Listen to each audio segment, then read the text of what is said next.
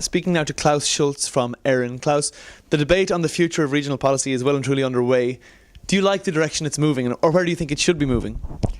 I think at ERRIN, which is the network for the research innovation regions, we are extremely happy about the way this debate is moving forward. I mean, for the first time, we have a commissioner that's responsible for research innovation. We have a regional policy commissioner with a true research background. He was a research minister in Austria. You know, now it's really about funding the stuff that can make regions more competitive in the knowledge economy. Opening minds, not roads, is the key word here. And the debate is moving in the right way. It's going to become more detailed. It's going to be more about the mechanisms of delivery of that policy, about what exactly will be funded in the future.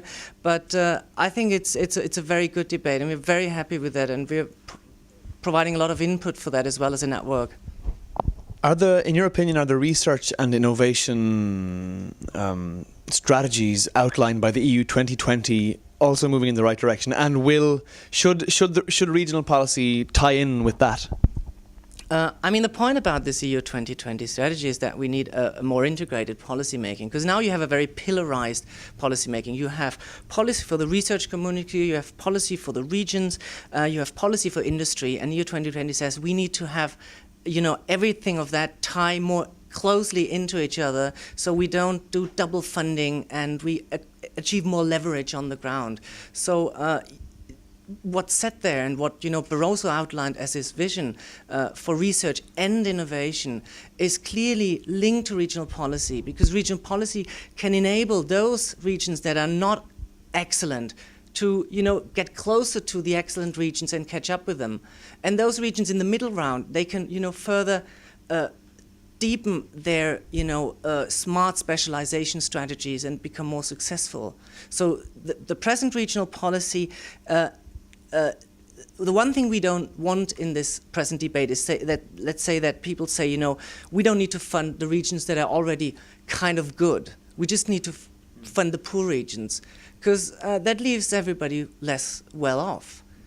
We have very integrated markets, so it's important that every region tries to make the most that they can of their potential in the knowledge economy. Are we likely to see indicators and benchmarks as part of this new, as part of these new strategies? I mean, this is a huge, important topic. It sounds very technical, but it's really worth looking at this.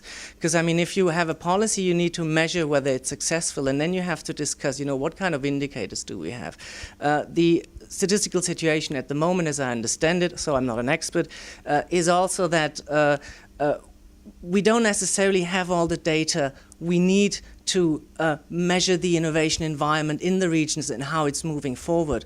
There has been efforts by different DGs, most notably DG Enterprise, on a regional innovation barometer and a monitor, and we are in discussions with these people. We actually do an event with the Committee of the Regions and another network on innovation indicators to raise the awareness among our members and the stakeholders about these issues and discuss what could be suitable indicators.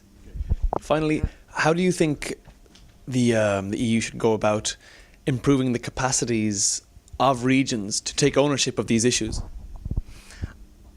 I mean, first of all, it's also the regions have to do a job themselves. It's not only the EU providing help, carrying everybody, you know, to the water so that they can drink. I mean, there's a strong responsibility. This policy needs leadership also on the ground among the regions.